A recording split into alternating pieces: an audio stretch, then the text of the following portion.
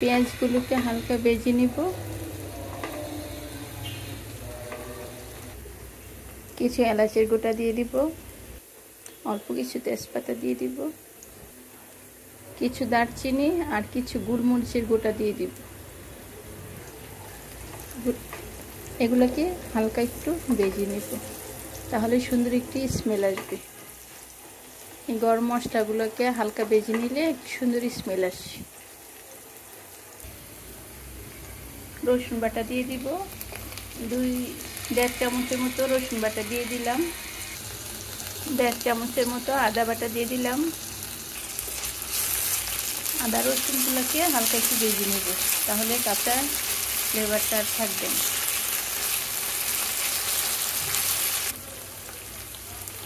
1 চামচ মরিচের গুঁড়া দিয়ে দিব, 1 চামচ হলুদের গুঁড়া দিয়ে দিব, 1 চামচ জিরার গুঁড়া দিয়ে দিব, 1/2 চামচ ধনিয়ার গুঁড়া দিয়ে দিব।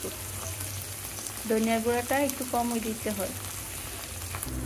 অল্প একটু পানি দিয়ে দিব। মশলাগুলোকে ভালোভাবে মিক্স করে নেব। স্বাদ মতো লবণ দিয়ে দিব। মশলাগুলোকে ভালোভাবে কষিয়ে নেব। তরকারির স্বাদ দ্বিগুণ করতে হলে অবশ্যই মশলাগুলোকে ভালোভাবে কষিয়ে নিতে হবে। মশলার উপর যখন তেল বেশি উঠবে তখনই ভেবে নেবেন মশলাটা ভালোভাবে কষানো হয়ে গিয়েছে। আমাদের গ্রাম থেকে আমি একটি দেশি মুরগি নিয়ে আসছি। এই মুরগিটা আজকে রান্না করব। এখন দিয়ে দিব মুরগির মাংসগুলো। আজকে আমি গ্রাম থেকে অনেকগুলো মুরগি নিয়ে আসছি, এখান থেকে একটা রান্না করলাম আর কিছু কলজা গিলে দিয়ে দিলাম। মাছগুলো ভালোভাবে মশলার সাথে মিক্স করে নিব।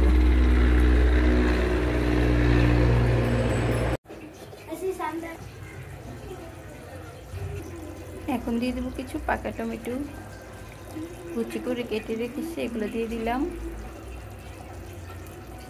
কিছু পাকা টমেটো দিয়ে দিলাম।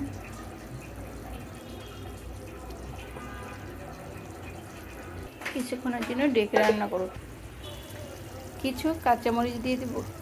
কাঁচামরিচ দিলে একটা সুন্দর একটি স্মেল আসছে তরকারি থেকে, তো কিছু কাঁচামরিচ দিয়ে দিলাম।